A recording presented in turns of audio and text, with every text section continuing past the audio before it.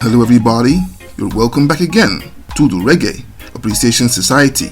I'm sure we can all agree that roots reggae is one big movement, and it's not just the phenomenal rhythms and wonderful vocalists, but the spiritual and conscious essence always speaks directly to our unique struggles and realities, no matter where you're from or who you are.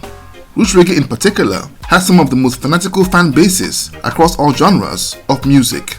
And the most striking example of hardcore followers were the ultra fans of foundational Rasta harmony trio, the Abyssinians, a group who were the poster boys for militant Rastafarian ideology in reggae music. Their Rasta anthem, Satta Massagana, became something of a blueprint and yardstick by which every roots reggae song has been measured by ever since. All due to a fiasco surrounding the release of the debut album that was due to the mafia nature of Jamaica's music industry. The producer, Clive Hunt, became the focus of the fury of their fans, who blamed him for holding back jazz music and pirating their finest work ever. It became arguably the most pirated album in reggae history, an accusation that turned very dangerous and forced the then young producer to flee to America with his family. Let's take a look at why Abyssinians ultra fans chased the group's producer into exile.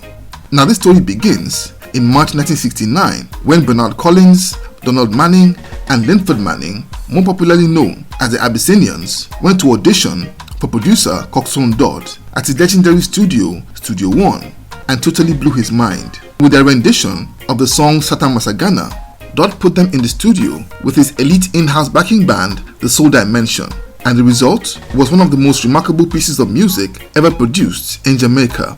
A perfect storm of superb vocals, piercing revolutionary lyrics, and sublime instrumentals.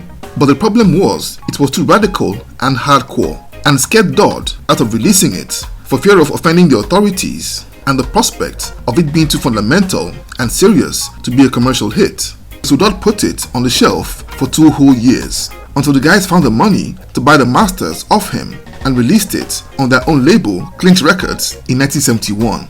And it proved to be a massive hit in Jamaica. But that difficult interaction with Dodd proved to be just the start of a long struggle to find producers who were willing to work with them, all due to the militant and devoutly spiritual nature of their music.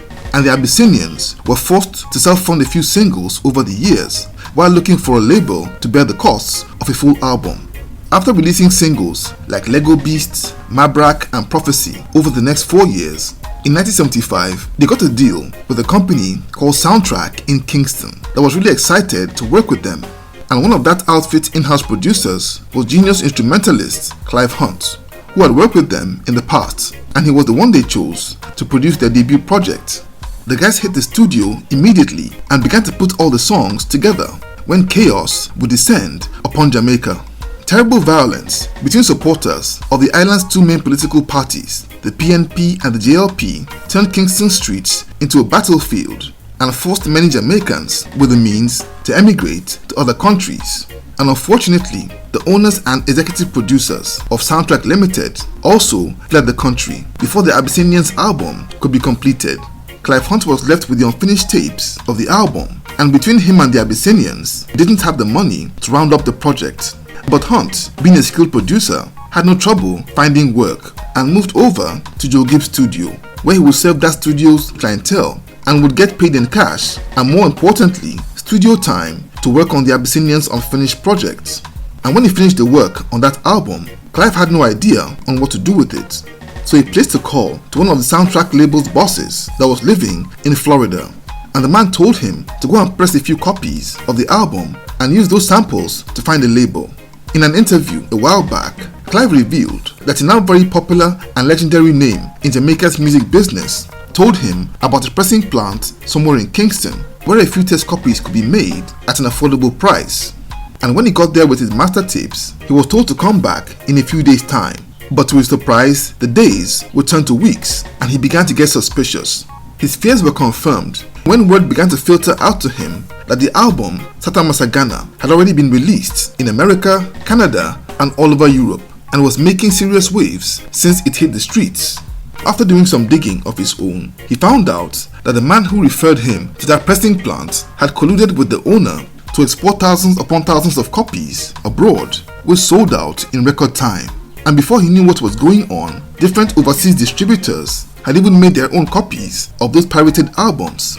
Now in panic mode, he would accept an upfront payment for 500 copies and sign a very poor deal with a local record label to distribute the album.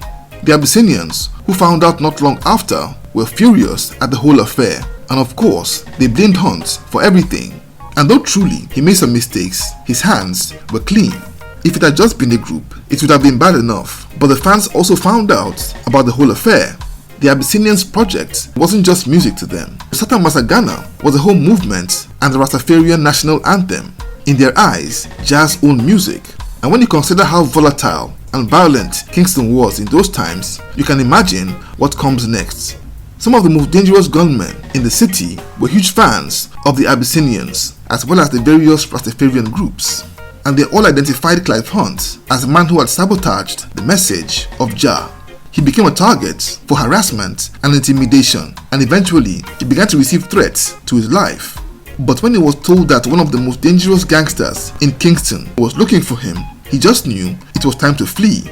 He packed a few things and fled Jamaica with his then newlywed wife to the Bahamas for a week before finding his way to America and settled in New York, which by then had a thriving Jamaican community in what was early 1976. And according to Hunt, he arrived in the Big Apple flat broke with only $70 in his pockets. But after a little digging about where he could ply his trade as a musician, he bumped into Ola, the keyboardist for popular reggae band Chalice, who was then working as a studio session instrumentalist. And it was through Ola that he would find his way into the studio session circuit and earn a livelihood as instrumentalist and producer in Exile, and among those who made New York reggae's capital in America.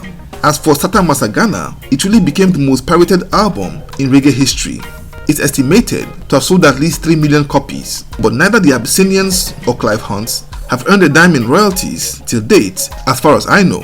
There have been so many different versions, album covers and names, with some called Forward to Zion, and the whole affair even tore the Abyssinians apart for a while, until they were reunited by Richard Branson in 1978 for the album Arise that was released on the Virgin Records.